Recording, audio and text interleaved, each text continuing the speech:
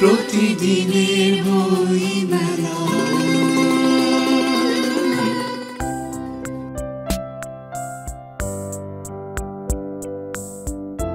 আলো যেমন জাগতিক নিয়মে অন্ধকার দূর করে সবকিছু মূর্ত করে, তেমনি বই মানুষের মনের ভিতরে জ্ঞানের আলো এনে যাবতীয় অন্ধকারকে দূর করে চেতনার আলোয় উদ্ভাসিত করে দেয়।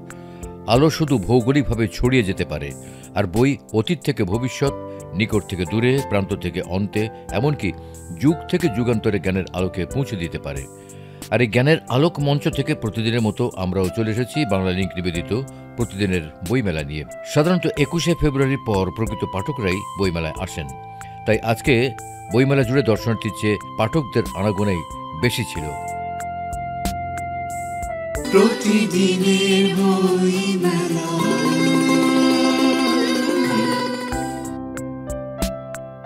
মেলায় দেখা হয়ে গেল কবি আমিনুল ইসলামের সঙ্গে, বললেন তার বই এবং বইমেলা সম্পর্কে। মাতৃভাষাকে রাষ্ট্রভাষা করার দাবিতে যারা শহীদ হয়েছিলেন তাদের স্মৃতির প্রতি শ্রদ্ধা জানাচ্ছি। এবারের বইমেলায় আমার দুটা কবিতার বই প্রকাশিত হয়েছে।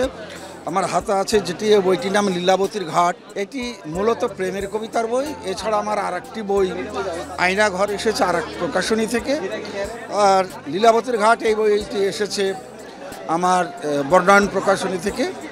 এছাড়া আমার আরেকটি গবেষণাধর্মী বই আমি পাণ্ডুলিপি জমা দিয়েছিলাম, কিন্তু এখন পর্যন্ত আসেনি। আমার কেন যেন মনে হচ্ছে যে এই বইমেলার মধ্যে সেটি আসবে না। তো আমার দুটা বই ইতিমধ্যে প্রকাশিত হয়েছে, এটি আমার ভালো লাগছে। তবে বইমেলাতে আমার কাছে একটু কেন যেন মনে হচ্ছে যে এখন পর্যন্ত বইমেলার ক্রেতা বা পাঠক ক্রেতার সংখ্যাটি কম।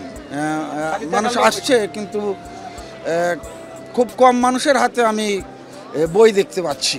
আমরা আশা করি যে কয়দিন এখনও বাকি আছে, এই কয়দিন পাঠক এবং ক্রেতা যারা আসছেন তারা শেষ মুহূর্তে বই কিনে নিয়ে যাবেন এবং এবারের বইমেলাও লেখকদেরকে এবং প্রকাশকদেরকে উৎসাহিত করে। প্রতিদিনের বইমেলা।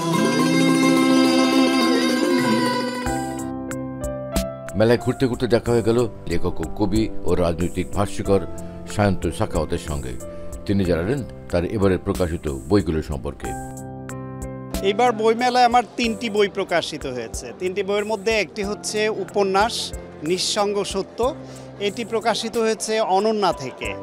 আর 2টি বই প্রকাশিত হয়েছে এবার বিদ্যাপ্রকাশ থেকে। তার মধ্যে একটি কাব্যগ্রন্থ এবং এটি আমার একক 5ম কাব্যগ্রন্থ।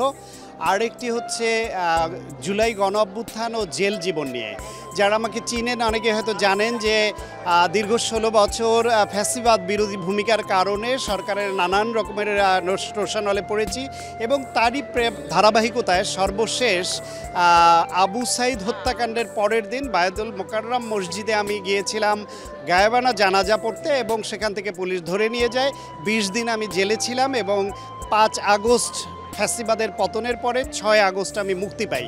ফলে এই যে জেলে অল্প দিন থাকলেও যেহেতু আমার ইচ্ছা ছিল লেখক হিসেবে আমি এই অভিজ্ঞতা এবং জেলের আভ্যন্তরীণ কিছু বিষয় আমার অবজারভেশন লিখব, সেই জন্য সেটা ডায়েরিতে আমি রেগুলার লিখে রাখতাম।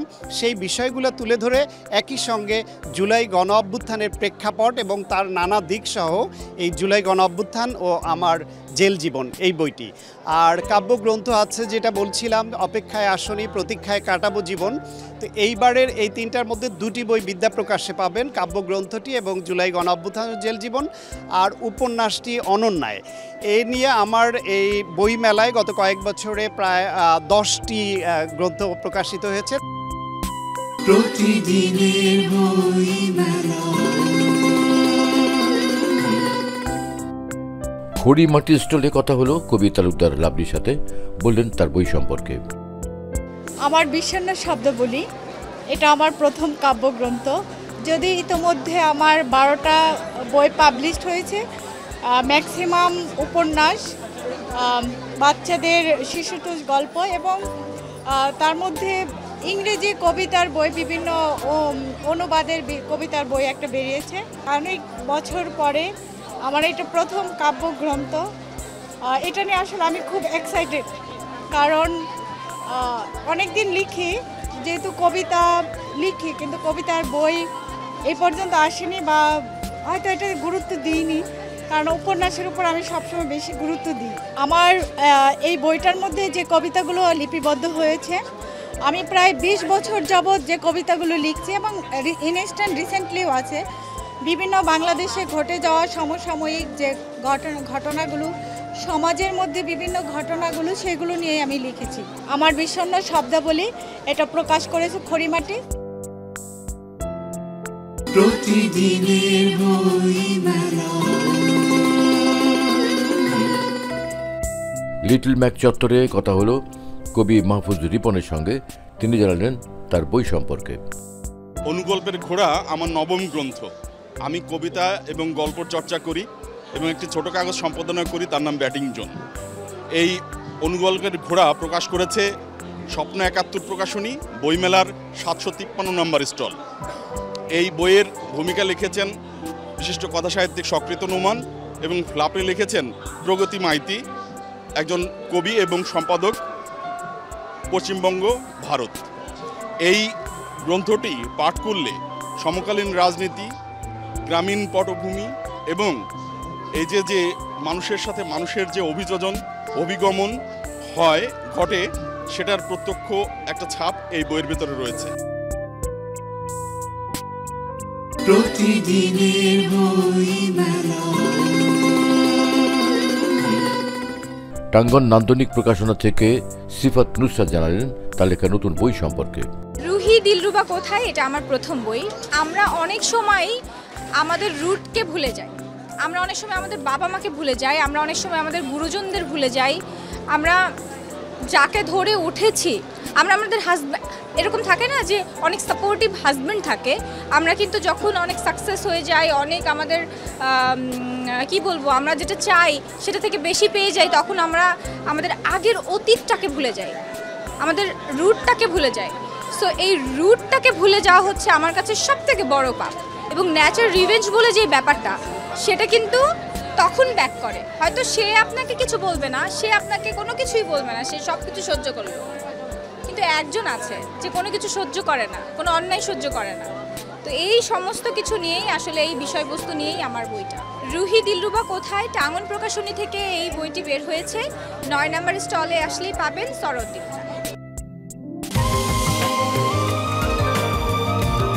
বদলের 20 বছরে বাংলালিংকে প্রতিদিন 20 মিনিটে কথা বললে কল রেট 1 পয়সা প্রতি সেকেন্ড সারাদিন। প্রতিদিনের বইমেলা। লিটল ম্যাক চত্বরে তিতাস নামা স্টলের সামনে দেখা হয়ে গেল ছোট কাগজ সম্পাদক তারেক সজীবের সাথে। তিতাসনামা যেই লিটল ম্যাক সংখ্যাটি, এটি আজকে এসেছে বানকরালি সহকারে। এর আগে আরও 3-4টি সংখ্যা আমার হাতে আছে। এই বানকরালি সংখ্যাটি সম্পাদনা করেছে আমার এক স্নেহের ছোটো ভাই আরমান। এর আগের যে সংখ্যাগুলো বিভিন্ন সময়ে আমি করেছি এবং অন্যান্যরা করেছে। এই তিতাসনামা স্টলে আসলে এবং তিতাসনামা লিটল ম্যাকটি পড়লে এক টুকরো নবীনগর, এক টুকরো ব্রাহ্মণবাড়িয়াকে আমরা উপলব্ধি করতে পারি এই বইমেলায়। প্রতিদিনের বইমেলা।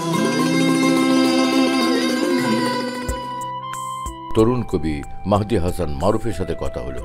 তিনি জানালেন তার বই সম্পর্কে। ইচ্ছের ডানা নামটা হচ্ছে আমার 18 বছর বয়সের ভিতরে একটি কাব্যগ্রন্থ আমি প্রকাশ করছি। এই জন্য আমার ইচ্ছের ডানা আর কি, আমার ছোটোবেলা থেকে বাংলা সাহিত্যের প্রতি অনুরাগী ছিলাম, সেজন্যই ইচ্ছের ডানা বইটির নাম দেওয়া হয়েছে। আর আমার এই কবিতাটা হচ্ছে দীপ্ত প্রকাশনী অ্যান্ড দীপ্ত পত্রিকা, লিটল ম্যাক চত্বর 17 নম্বর স্টলে আপনারা এই ইচ্ছের ডানা বইটি পাবেন। প্রতিদিনের বইমেলা। লিটল ম্যাক চত্বরের গাঙ্গুরের সামনে দেখা হয়ে গেল খুদে লেখক দেবনীল শাহর সাথে। আমার গুপ্তধনের খোঁজে উপন্যাসটি লিখতে 3.5 মাস লেগেছে। বইটি একটি উপন্যাস। বইটিতে তো আমি 2জন ক্যারেক্টার গুপ্তধন খুঁজতে গিয়েছে এটি তুলে ধরেছি। গুপ্তধন খুঁজতে গিয়ে তারা অনেক সমস্যার মুখোমুখি হয়, সেই সমস্যাগুলোকে তারা কিভাবে ওভারকাম করেছে এই বইটিতে তুলে ধরা হয়েছে। এখানে 2জন যে মেন ক্যারেক্টার তাদের নাম খুব অদ্ভুত। সেই 2জন ক্যারেক্টারের নাম হলো মাছি ও তেলপুক। গুপ্তধনের খোঁজে বইটি প্রকাশ করেছে গাঙ্গুর প্রকাশন। এটা আমার প্রথম প্রকাশিত উপন্যাস। সময়ের সাথে পৃথিবীর অনেক কিছু হারিয়ে গেলেও সাহিত্য ও নিজস্ব সংস্কৃতি টিকে থাকে। দেশের সংকট দুর্যোগের সময় অনেকের মুখ বন্ধ থাকলেও কবি সাহিত্যিকদের কলম থেমে থাকে না। গল্পকার, ঔপন্যাসিক ও কবিরা চোখে আঙুল দিয়ে সময়ের বাস্তবতাকে দেখিয়ে দেন, পাশাপাশি সময়কে বিস্তারিতভাবে বর্ণনা করেন। আগামীকাল আবারও দেখা হবে বাংলা লিংক নিবেদিত প্রতিদিনের বইমেলা অনুষ্ঠানে।